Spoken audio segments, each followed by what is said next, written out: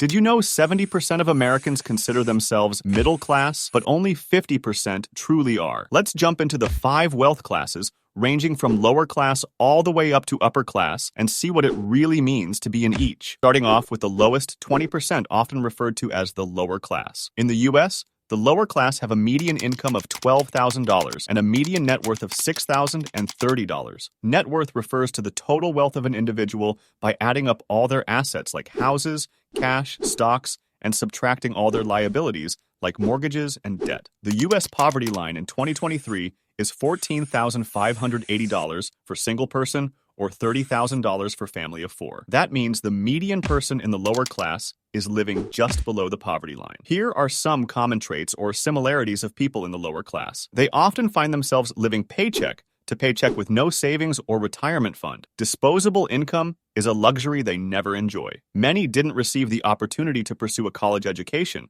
and some might not have even finished high school. Most of these people hold down one or multiple minimum wage job. This class also might include people who just turned 18, so have just started working. So, what are the objectives for those in the lower class? The goal is to strive to increase your income while keeping expenses low. Being in this class is nothing to be ashamed of. With hard work, dedication, and the right mindset, you can absolutely rise out of the lower class after some time. Moving on to the 20th to the 40th percentile of the population is the first of our middle classes, the lower middle class. The median net worth here is $43,760, and the median income is $61,260. This income is just below the overall median household U.S. income of $71,538. This category is made up of college graduates, new immigrants, typical factory workers, as well as manual laborers and farmers. Common traits and characteristics in this class are starting to break free from paycheck to paycheck, but not by much. You will start to see very small amounts of disposable income, which usually gets sucked up by lifestyle inflation.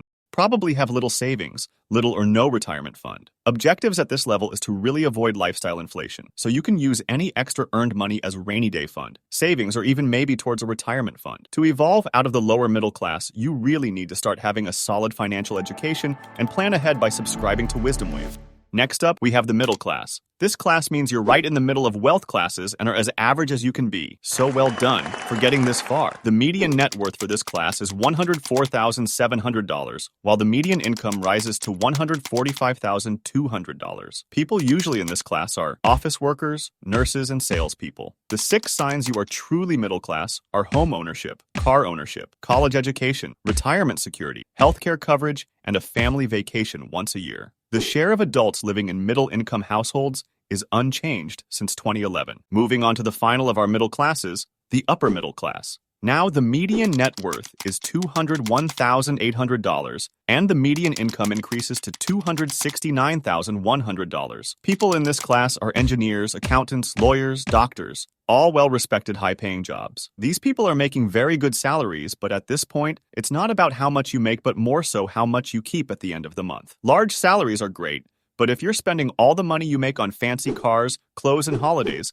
then you really won't stay in this class very long and certainly won't make the upper class. In fact, 51% of people earning over $100,000 are still living paycheck to paycheck. In this class, people usually have some form of assets, whether it's stocks, real estate, or bonds, as well as regularly contributing to retirement funds. So that's the end of the middle class, which 60% of Americans belong in. Finally, we reach the top echelon of society, or the upper class. The median net worth here is $608,900, with the median income rising to a whopping $805,400. Now, this median income is clearly very high, and you still qualify for the upper class with much less salary. The best estimate for minimum salary to get into the upper class is about $200,000. Most of these people also have multiple sources of passive income. The true upper class is reserved for extremely high-earning people. Think of tech CEOs as well as upper management of multinational companies. Some senior doctors and tech workers also. Many entrepreneurs from different walks of life make it to this level. People at this level have huge retirement portfolios, as well as stocks, bonds, cash, etc. They also tend to own more than one house. If you've learned in this video so far that you're actually in a lower class than you had imagined, don't worry. Take a quick look at this map showing the wealth levels worldwide. It's crazy to think how privileged you can be to be born in a first world country